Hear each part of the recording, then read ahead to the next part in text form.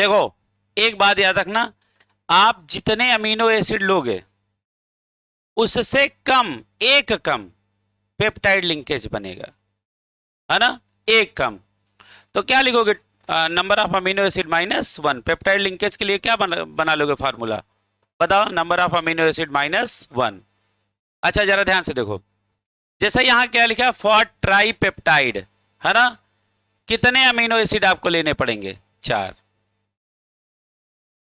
ये क्या लिखा है, ट्राइपेप्टाइड मतलब कितने पेप्टाइड लिंकेज आपको चाहिए? 3। तो अमीनो एसिड कितनी लेनी पड़ेंगी? 4, है ना। In a polypeptide made of alpha L amino acid, peptide bonds are separated by 1 carbon atom. अब जरा ध्यान से देखो, ये पेप्टाइड, ये पेप्टाइड, ये पेप्टाइड, बताओ इनको सेपरेट क्या एक सिंगल कार्बन नहीं कर रहा है? वही लाइन यहां लिखी, जरा इस लाइन को देखो, इसको पढ़ो, क्या लिखा है? इसको सेपरेटेड पे गोला लगा लेना, सेपरेटेड बाय 1 कार्बन। कितना कार्बन? तो हर पेप्टाइड लिंकेज को कहा जाए पेप्टाइड टू पेप्टाइड लिंकेज को कनेक्ट करने वाला कौन है? कार्बन। जैसे हमने आपको पढ़ाया है कि जैसे आपका एक बैकेलाइट बनता है पॉलीमर, कौन सा? बैकेलाइट। तो Bakelite unit held together by CH2 group, ये हमने आपको गोला बनवाया था। वैसे ही बोला जाए कि बताओ अमीनो एसिड में जो पेप्टाइड लिंकेज होता है वो कनेक्टेड बाय या held together by single carbon atom, ठीक है। अच्छा देखो, नंबर ऑफ अमीनो एसिड जैसे मान लो क्या है? 4। तो नंबर ऑफ पेप्टाइड बॉन्ड क्या होगा? 4 - 1 दैट इज 3, ठीक है। अच्छा यहां क्या लिखा? A nano peptide contain how many peptide linkage? Nano मतलब 9 अमीनो एसिड लिए हो तो पेप्टाइड लिंकेज कितने होंगे? 8, है ना। तो यहां कितने अमीनो एसिड? 9। तो पेप्टाइड लिंकेज कितने? 8, एक कम, ठीक है। ये ध्यान से पढ़ना, जब तक लिंकेज ना कहे तब तक तुम टेंशन ना लेना। अब देखो बहुत बढ़िया बात, एक प्रोटीन कैसे बनती है? हमने अमीनो एसिड को क्या किया? पॉलीमराइज कर लिया तो प्रोटीन बन गई। अब प्रोटीन के भी कई स्ट्रक्चर होते हैं, है ना, जैसे primary structure, secondary structure, tertiary structure, फर्जी स्ट्रक्चर, मतलब क्वाटरनरी स्ट्रक्चर। क्योंकि क्वाटरनरी स्ट्रक्चर में कुछ खास नहीं होता है, टर्सरी ही हाई क्वाइल्ड हो जाती है तो कि उसका नाम हो जाता है क्वाटरनरी। तो फर्जी नहीं है, हाँ मतलब काम का है, मतलब ऐसे हम बोल रहे हैं, सुनिएगा। अच्छा हमने आपको बताया था, मान लो भूकंप आ जाए, मान लो भूकंप आ जाए, मान लो कहा है, ठीक है। अच्छा देखो पहले क्या है, जैसे समझो जैसे ये मकान की नींव है, ये जमीन के नीचे, ये जमीन के नीचे ये क्या है? नींव है, बुनियाद है, जो भी समझते हो ये है। फिर इसके बाद आया ग्राउंड फ्लोर, फिर फर्स्ट फ्लोर, फिर सेकेंड फ्लोर, ऐसे। अच्छा टोटल यदि नीचे से फ्लोर गिनो कितना है? अब न्यू वाला भी एक फ्लोर मान लो, तो एक फ्लोर, 2, 3, 4, यही तो प्रोटीन के 4 स्ट्रक्चर होते हैं। अब आ गया भूकंप, क्या आ गया? भूकंप। अच्छा बताओ क्या बचेगा? खाली ये बचेगा और ये सब गिर जाएगा। तो यही तो होता है, बताओ जब डीनेचुरेशन ऑफ प्रोटीन होता है तो कौन सा स्ट्रक्चर इंटैक्ट रहता है, बचा रहता है? प्राइमरी। ये भूकंप वाली कहानी समझ में आई, इसीलिए बचा रहता है ना। फिर ये रिजोलिथ करेंगे, पीडोजेनेसिस करेंगे, हाँ। चलो अच्छा, चलो आगे देखो बेटा, क्या लिखा है? Primary structure of protein. अच्छा बताओ प्रोटीन के क्या स्ट्रक्चर? नाना प्रकार के स्ट्रक्चर। ये कौन सा स्ट्रक्चर है? Primary structure of protein. Sequence of amino acid in polypeptide chain is called क्या? अच्छा बताओ, जो अरेंजमेंट होता अमीनो एसिड का, यही तो डिसाइड करती हैं कि प्रोटीन कैसा बनेगा, है ना। उसी को क्या बोलते हैं? स्ट्रक्चर। और किसका स्ट्रक्चर? प्रोटीन का स्ट्रक्चर, है ना। जैसे आप सेट लेते हो ना अमीनो एसिड के, अरे अरे गजब है ना। चलो खैर कोई बात नहीं। क्या लिखा, any charge in primary structure, sorry, any change in primary structure change the formation of protein. मान लो बुनियाद में तुमने कुछ गड़बड़ किया तो पूरा बिल्डिंग का स्ट्रक्चर बदल जाएगा। समझ में आ गया।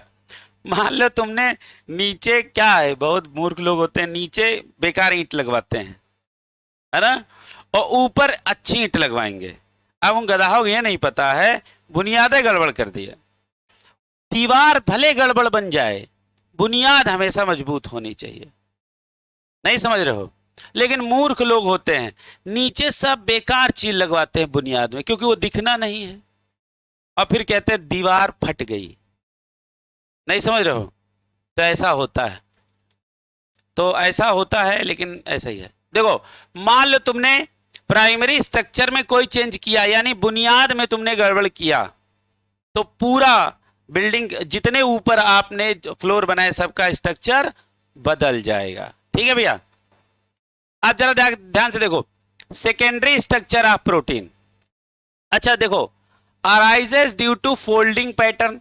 अब प्राइमरी स्ट्रक्चर बन गया प्रोटीन का, तो उसमें क्या आएगी, फोल्डिंग, और फोल्डिंग आने से क्या होगा, बॉन्डिंग, है ना।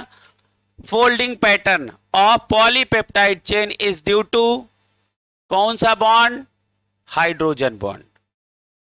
समझ में आ रहा है। अब जरा ध्यान से देखो, ये देखो, ये आपका क्या है, देखो पहले आपकी क्या थी, ये प्रोटीन ऐसे सीधी, फिर उसमें क्या हुई, क्वाइलिंग। देखो हेलिकल स्ट्रक्चर नहीं दिख रहा। अब इसको इससे किसने बांध दिया, हाइड्रोजन बॉन्ड ने। तो अब देखो इसके अंदर मजबूती आ गई, क्या गई, मजबूती आ गई, है ना। अब जरा ध्यान से देखो, अब देखो यहां दो टाइप होंगे, एक अल्फा हेलिकल स्ट्रक्चर और एक कौन होगा, बीटा हेलिकल स्ट्रक्चर। ठीक है, बीटा हेलिकल स्ट्रक्चर। अरे ठीक है, बीटा हेलिकल स्ट्रक्चर, क्योंकि हेलिकल ही तो बना रहे हैं। अरे वो पैटर्न तो हेलिकल ही है। ऐसे देखो, ऐसे देखो,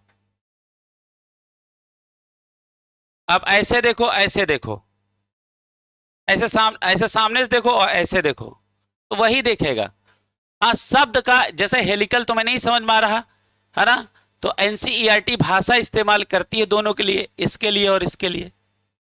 अब देखो यही तुम देखो, सामने से तो हेलिकल, और एक ऐसे सीधे से देखो, समझ में आ रहा है। जैसे किसी स्प्रिंग को सामने से देखो और उसके छेद में से देखो, दोनों अलग अलग पैटर्न दिखेंगे। क्लियर है। तो आगे जरा ध्यान से देखो, अब देखो यहां पे ये कौन सा बॉन्ड है, ये देखो, और ये कौन सा बॉन्ड, देखो यहां बीच में कौन सा आ गया, हाइड्रोजन बॉन्ड, है ना। अच्छा लिंकेज कौन सा है, लिंकेज कौन सा है, आपको यही तो पढ़ाया है, C double bond O N H. ये कौन सा लिंकेज है, पेप्टाइड। तो ये लिंकेज कौन सा है, पेप्टाइड। बॉन्ड कौन सा है, ठीक है। अब जरा ध्यान से देखो, अब कौन सा आ गया, टर्सरी स्ट्रक्चर। कौन सा structure, tertiary structure, 3D structure. अब देखो यहां, और ये देखो यहां पे हाइड्रोजन बॉन्ड बना था।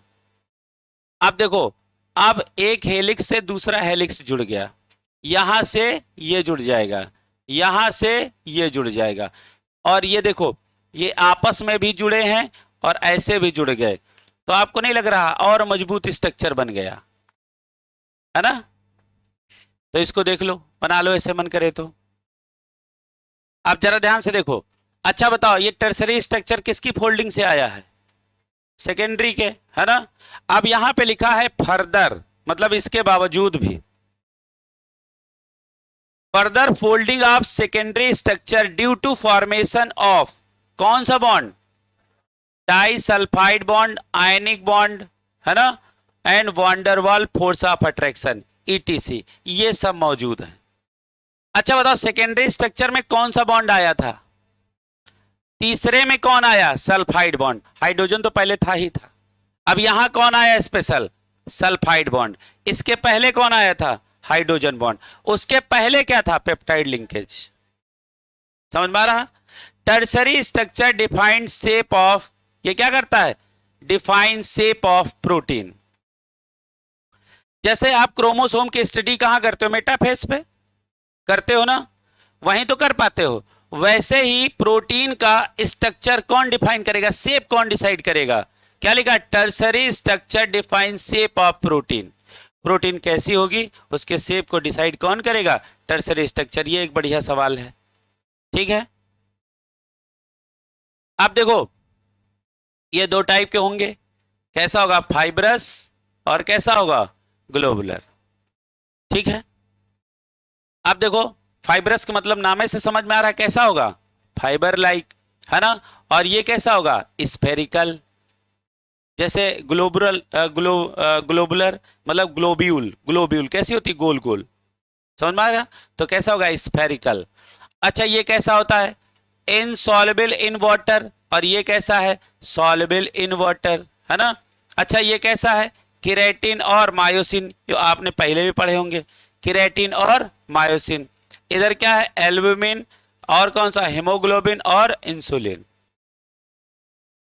अब इनको याद कर लो, कौन वाटर सॉल्युबल है, कौन वाटर इनसॉल्युबल है।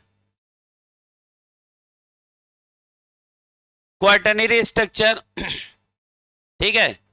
अब इसमें कोई खास बात नहीं है, ये क्या है? स्पेशियल ना कि स्पेशल।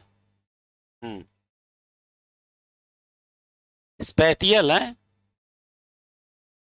तो spatial arrangement of more than one peptide chain is called quaternary structure, है ना। या जब हम टर्सरी स्ट्रक्चर में हाईली क्वाइलिंग क्या कर देते हैं? क्वाइलिंग, तो क्या हो जाता है? Quaternary structure. अच्छा quaternary structure, haemoglobin contain 4 unit. बताओ हीमोग्लोबिन के पास कितनी होती हैं? 4 यूनिट, जिनमें से 2 अल्फा यूनिट और 2 बीटा यूनिट। अल्फा यूनिट कितने अमीनो एसिड से बना होता है? 2। 141 144 नहीं पढ़ाया गया क्या? बस इतना याद रखो इसमें। अब लिखा है denaturation of protein. Denaturation of protein का मतलब क्या है? प्रोटीन को अब हम लोग खराब कर रहे हैं, है ना। एक होता है इनएक्टिव और एक होता है डीनेचुरेशन, है ना। इनएक्टिव है, इसका मतलब प्रोटीन खराब नहीं हुई है ना। अब जब इसको पर्टिकुलर ऑप्टिमम टेम्परेचर और पीएच दिया जाएगा तो ये एक्टिवेट हो जाएगी। और डीनेचर का मतलब होता है प्रोटीन हो गई खराब, अब इसको ऑप्टिमम टेम्परेचर देने का कोई मतलब नहीं, बेकार हो गई, है ना। क्या लिखा है? बायोलॉजिकली एक्टिव प्रोटीन है। इसमें क्या करो? फिजिकल या केमिकल चेंज आप कर डालो, है ना। तो ये प्रोटीन क्या होगी? लूजेज इट्स बायोलॉजिकल एक्टिविटी, इसकी बायोलॉजिकल एक्टिविटी खराब। जैसे मान लो कोई आदमी शहीद हो गया, अब उसको एसी चलाओ पंखा चलाओ, इससे कोई मतलब है? कोई मतलब नहीं। चलो आगे देखो। During denaturation of protein secondary and tertiary structure are destroyed, ये क्या हो जाते हैं? खराब। But primary structure remain intact, ये वही बुनियाद है। ये प्राइमरी स्ट्रक्चर क्या होगा बेटा? ये बचा रहेगा, समझ में आ रहा। और भूकंप से सारे स्ट्रक्चर गिर जाएंगे। यहां क्वाटरनरी का नाम नहीं लिया गया। अरे कौन सा क्वाटरनरी कोई स्ट्रक्चर है? कहने में खाली बोला जाता है। स्ट्रक्चर तो 3 ही है, तीसरे में हाईली क्वाइलिंग करते हो वही तो चौथा है। चौथे में कुछ खास थोड़े ना आ जाता है, तीसरा ही चौथा है, समझ में आ रहा। तो अब समझ में आ गई बात। तो गिरेंगे तो वही रियल वाले ना, कौन सा? सेकेंडरी और टर्सरी, प्राइमरी बचा रहेगा। अब आपसे बोला जाए कि प्रोटीन के कितने स्ट्रक्चर, तो आप बोलोगे 4 ही, लेकिन 3 और 4 में क्या लफड़ा है तुम जानते हो, है ना। हाँ आप जरा ध्यान से देखो। अब जैसे मान लो तुमने किसी अंडे को क्या किया? बॉयल कर दिया, बॉयल कर दिया, है ना। हमने आपको ये एक चीज इंट्रोपी में भी पढ़ाई थी और इसको नोट में पढ़ाया था, है ना। देखो क्या होगा, जिस समय आप अंडे को बॉयल करोगे, ठीक है, तो उस समय इंट्रोपी इंक्रीज करेगी due to breaking of secondary and tertiary structure, है ना। तो जैसे इसका एग्जाम्पल क्या है, coagulation of egg white on boiling, है ना। तो क्या होगा, वहां प्रोटीन के सेकेंडरी और टर्सरी स्ट्रक्चर टूटेंगे, क्या होंगे, टूटेंगे, जिससे अंडे के अंदर का इंट्रोपी बढ़ेगा। ऐसा लग रहा है कि लिक्विड से सॉलिड में जा रहा है, इंट्रोपी घट रही, बट उल्टा होता है। इसको हमने नोट करके लिखाया था कि तुम्हारी सोच से परे है ये बात। आज आपको समझ में आया होगा कि अच्छा सेकेंडरी और टर्सरी स्ट्रक्चर टूट जाता है प्रोटीन का। आप बॉयल करके नहीं खाओगे क्या, नहीं समझ रहे हो, कुछ लोग हैं भाई नहीं खाते हो। अरे ये तो अपने देखो, इसके लिए कुछ नहीं कहा जा सकता है। आप जरा ध्यान से देखो, आप देखो कर्लिंग ऑफ मिल्क, है ना, इररिवर्सिबल डीनेचुरेशन। कैसा है, इररिवर्सिबल डीनेचुरेशन, मतलब इनको रिवर्स नहीं किया जा सकता। ये कैसे, एक बार हो गया सो हो गया। अरे मान लो जैसे एक बार दही बन गया तो दूध बना पाओगे क्या, रिवर्सिबल है कि इररिवर्सिबल, इररिवर्सिबल है। अब पता लगे आपने अंडे को बॉयल कर दिया, सॉलिड कर दिया, अब तुम करो ना हमको फिर वैसे अंडा चाहिए, तो ये क्या रिवर्सिबल हो सकता है, नहीं हो सकता। अच्छा क्यों नहीं हो सकता, आपने एक बार उसको डीनेचर कर दिया, उसकी फिजिकल एक्टिविटी खत्म कर दी, है ना, उसका जो बायोलॉजिकल एक्टिविटी थी वो खत्म हो गई, अब वो रिवर्स नहीं हो सकता। तो एक बार दही बन गया, सोच के बनाया करो, दही बन गया तो दोबारा दूध नहीं बन सकता, ये बात समझो, ठीक है। जैसे टेस्ट ऑफ प्रोटीन, पहला टेस्ट है निनहाइड्रिन टेस्ट, नाम है याद रखो, वही 4 नंबर है। कौन सा है, ninhydrin test, general test of protein. All protein give violet colour, कौन सा कलर, वायलेट कलर। दूसरा है biuret test, test of polypeptide protein, है ना, प्रोटीन यूरिया। अच्छा पॉलीपेप्टाइड क्या होगा, देखो बायूरेट टेस्ट का मतलब क्या होता है, अब जरा ध्यान से देखो, यहां नीचे बना है, देखो ये बेचारी एक अमोनिया है ना, और एक ये अमोनिया है। अब हमने क्या किया, देखो ऐसे बहुत ध्यान से देखो, ये हमने क्या निकाल दिया, NH3 निकाल दिया। अब देखो ये हमने NH3 जैसे निकाला, तो अब देखो यहां का C और यहां का NH, देखो वैसे तो इसमें कौन सा लिंकेज आ गया, पेप्टाइड लिंकेज आ गया, लेकिन एक यूरिया और दूसरी यूरिया से जुड़ गए, तो इनका नाम क्या हो गया, बायूरेट। ये पूरा क्या है, बायूरेट। अच्छा पूछा जाए बायूरेट के अंदर कौन सा लिंकेज मौजूद है, पेप्टाइड लिंकेज है कि नहीं, आपको यही तो पेप्टाइड लिंकेज पढ़ाया है ना। चलो आगे देखो, चाहे इधर से देख लो बाईपेप्टाइड पेप्टाइड, चाहे इधर से देख लो पेप्टाइड, समझ में आ रहा। जैसे हमने आपको बताया था फॉर्मिक एसिड एक ऐसी इकलौती एसिड है जिसको आगे से देखो तो एसिड और पीछे से देखो तो एल्डिहाइड। इसीलिए टॉलेंस टेस्ट और Fehling of Benedict test given by formic acid, है ना। फॉर्मिक एसिड के पास एक स्पेशल कैरेक्टर है क्योंकि उसके पास एल्डिहाइड ग्रुप भी मौजूद होता है, इसीलिए उसके पास रिड्यूसिंग प्रॉपर्टी है, खुद को ऑक्सीडाइज करके दूसरे को रिड्यूस करता है, ठीक है। तो ये क्या है, बायूरेट पेप्टाइड लिंकेज, देखो ये भी पेप्टाइड ये भी पेप्टाइड। अच्छा बायूरेट का मतलब क्या है, 2 यूरिया के मोल से ये बनके तैयार हुआ, तो इसका नाम क्या हो गया, बायूरेट। अच्छा ये किसका टेस्ट है, अरे पेप्टाइड लिंकेज आ रहा तो किसका टेस्ट हुआ, प्रोटीन का, वेरी गुड, बहुत बढ़िया। अब देखो होता क्या है, अब आपने ये बायूरेट जो बना लिया, ये वाला बायूरेट, इसी वाले बायूरेट में CuSO4 NaOH डाल दो और गर्म कर दो, कलर कैसा आ जाएगा, वायलेट। आप समझ जाओगे हो ना हो इसके अंदर पेप्टाइड लिंकेज था, ठीक है। चलो अच्छा एक बार दोनों देख लो, प्रोटीन और अमीनो एसिड देख लो, तब तक इसकी तैयारी की जाए। कार्बोहाइड्रेट, अच्छा कार्बोहाइड्रेट कैसे होते बेटा, ये ऑप्टिकली एक्टिव पॉलीहाइड्रोक्सी एल्डिहाइड या कीटोन, पॉलीहाइड्रोक्सी एल्डिहाइड या कीटोन, है ना। आप देखो ये कैसे होते हैं, बाई फंक्शनल। अच्छा कौन बाई फंक्शनल, कार्बोहाइड्रेट कैसे कैसे, अरे एक एल्डिहाइड या कीटोन लगा होगा, दूसरा OH लगा होगा, है ना। तो तुम लोग यहां पहले कुछ बातें जरा लिखो, फिर आगे बढ़ते हैं। देखो ये तुम्हारे पास ये सुंदर सी जगह है, इसको तुम गड़बड़ न करना। तुम लिखो जनरल फार्मूला ऑफ कार्बोहाइड्रेट, लिखो जनरल फार्मूला ऑफ कार्बोहाइड्रेट, लिखो CX, क्या लिखोगे, CX H2O और Y। लेकिन ये जनरल फार्मूला हर कार्बोहाइड्रेट पे लग जाए ये जरूरी नहीं है ना। कुछ एसिड पे ये जनरल फार्मूला फिट हो जाता है, लेकिन वो कार्बोहाइड्रेट नहीं है ना। जैसे हमने कहा देखो C6H12O6, हमने कहा ये कार्बोहाइड्रेट है, इसे चेक करो, ये ग्लूकोज है, ये हमने क्या लिखा, ग्लूकोज है।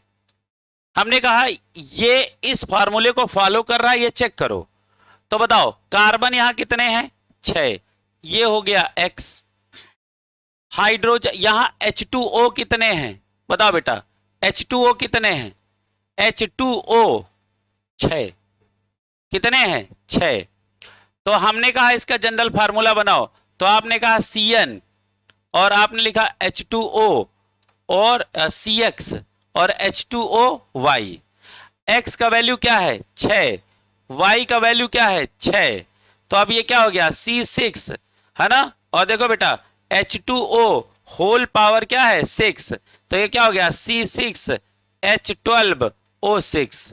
तो ग्लूकोज पे तो ये जनरल फार्मूला लगा, लेकिन कुछ ऐसे एसिड हैं जिस पे जनरल फार्मूला फिट हो जाता है, जैसे एसिटिक एसिड, एसिटिक एसिड पे ये लगाओ फिट होगा, है ना। जैसे रेमिनोज, इस पे ये फिट नहीं होगा, फिर भी वो कार्बोहाइड्रेट है। क्लियर है। तो ये 100% जनरल फार्मूला हर कार्बोहाइड्रेट पे वैलिड नहीं है ना। तो जरा इसको बना लो, थोड़ी सी जगह तो चाहिए, थोड़ा सा अच्छा इसको बना लो, थोड़ा सा 2-4 बातें लिख लो। आपके एनसीईआरटी के पहले पेज पे लिखिए, जरूर लिखना उसको। ग्लूकोज पे ये फिट हो गया, अब लिखो रैमनोज, RHAMNOSE,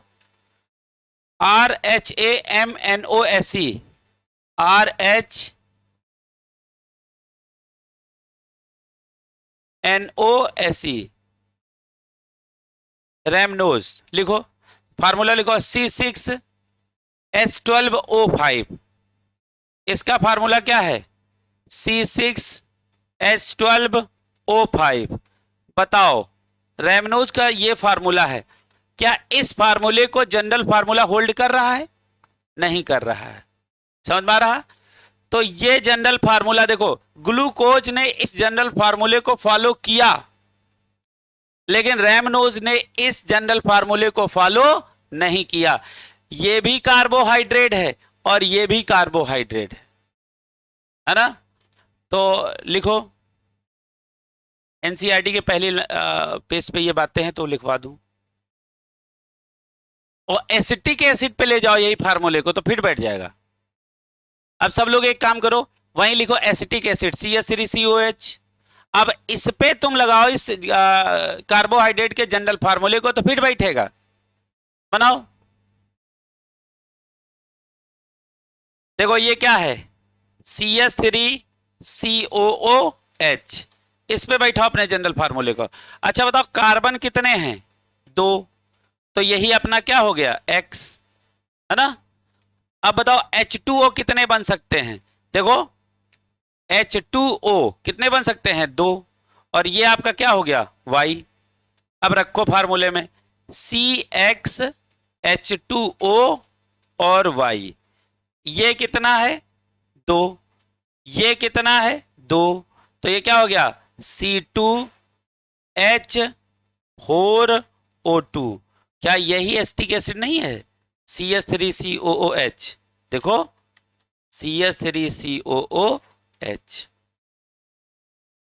इसका मतलब क्या है, ये कार्बोहाइड्रेट का जनरल फार्मूला हर कार्बोहाइड्रेट के लिए वैलिड नहीं है। कुछ ऐसे कार्बोहाइड्रेट हैं जिस फार्मूले को फॉलो नहीं करते, उसके बावजूद भी कार्बोहाइड्रेट है। और कुछ इस जनरल फार्मूले को फॉलो करते हैं। और बताओ, एसिटिक एसिड तो एसिड है ना कि ये कार्बोहाइड्रेट, इसके बावजूद ये जनरल फार्मूला कार्बोहाइड्रेट का फॉलो करता है, जबकि ये एसिड है, ये कोई कार्बोहाइड्रेट नहीं है, फिर भी ये general formula of carbohydrate follow करता है। तो ऐसे फार्मूले क्या मतलब है कि नहीं? हाँ, फर्जी काम। तो क्या हम समझे कि कार्बोहाइड्रेट के जनरल फार्मूले को कुछ कार्बोहाइड्रेट ही फॉलो नहीं करते हैं, और जिन्हें फॉलो नहीं करना चाहिए वो फॉलो कर जाते हैं, that is acetic acid. Clear है? तो हमें लगता है ये भाव समझ में आ गया पूरी बात का।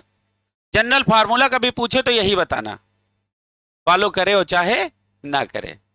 ठीक है, चलो आगे देखो। हाँ, आगे आ जाओ, अब इस बात पे आ जाओ। देखो, बाई फंक्शनल ग्रुप है, बताओ ये बाई फंक्शनल ग्रुप हो गए कि नहीं?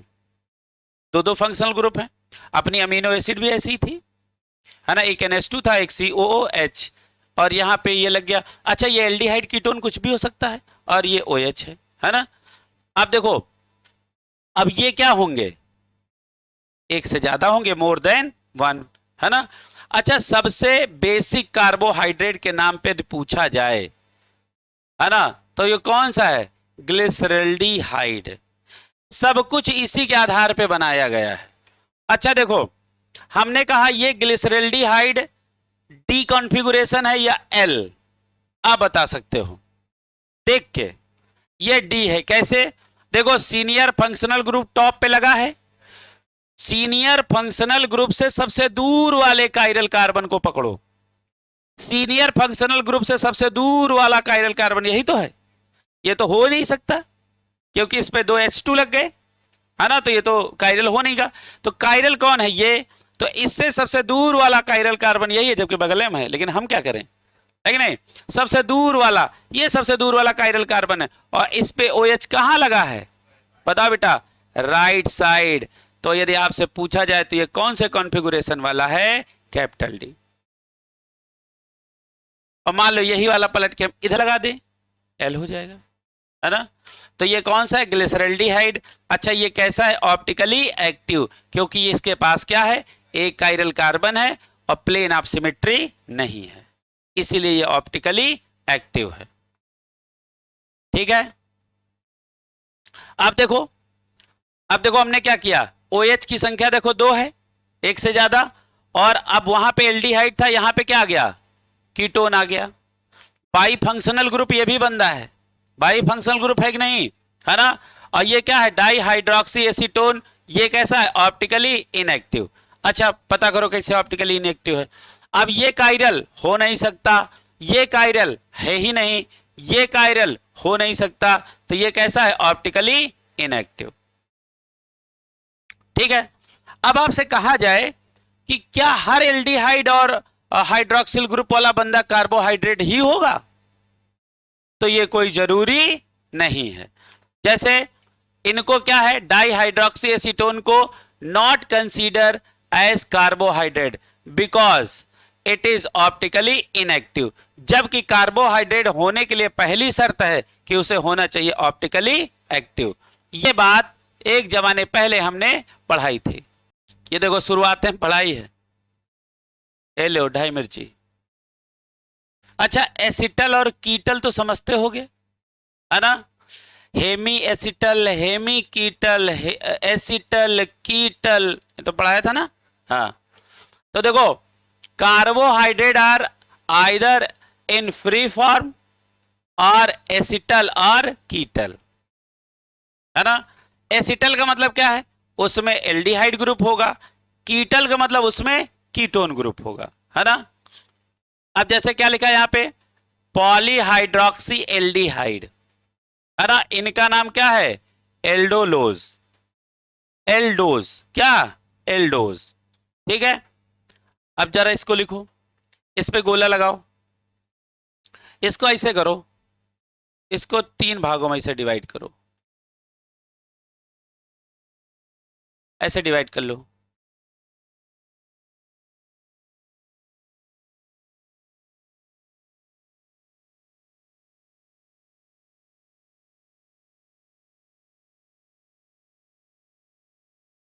बना लो।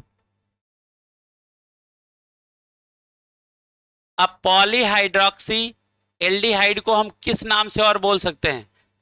एल्डोज। अब इनको हमने 3 भागों में डिवाइड कर दिया। कौन सा है? एल्डोट्राइओस, एल्डोपेंटोस और एल्डोहेक्सोस, है ना? तो हमने पॉलीहाइड्रोक्सी एल्डिहाइड का दूसरा नाम क्या बोलेंगे? एल्डोज। क्या बोलेंगे? एल्डोज। अब इसको कितने भागों में बांटा? 3। अच्छा, 3 कार्बन वाला, 5 कार्बन वाला और 6 कार्बन वाला। 6 कार्बन वाले अक्सर तुम पढ़ा करते हो, है ना? 3 कार्बन वाला आज पढ़े हो, ये देखो ग्लिसरल्डिहाइड, ये देखो 1 2 3, है ना? तो देखो ये एल्डोट्राइओस कौन है? ग्लिसरल्डिहाइड, है ना? और एल्डोपेंटोस कौन सा है? जैसे राइबोस, अराबिनोस और जाइलोस, ठीक है? और एल्डोहेक्सोस के नाम पे इन सबको आप पहले जानते हो, ग्लूकोज, गैलेक्टोज और मैनोज। मनोज नहीं, मैनोज, ठीक है? अब इसमें देखो पॉलीहाइड्रोक्सी, देखो बेटा, पॉलीहाइड्रोक्सी एल्डिहाइड का नाम क्या रखोगे? एल्डोज।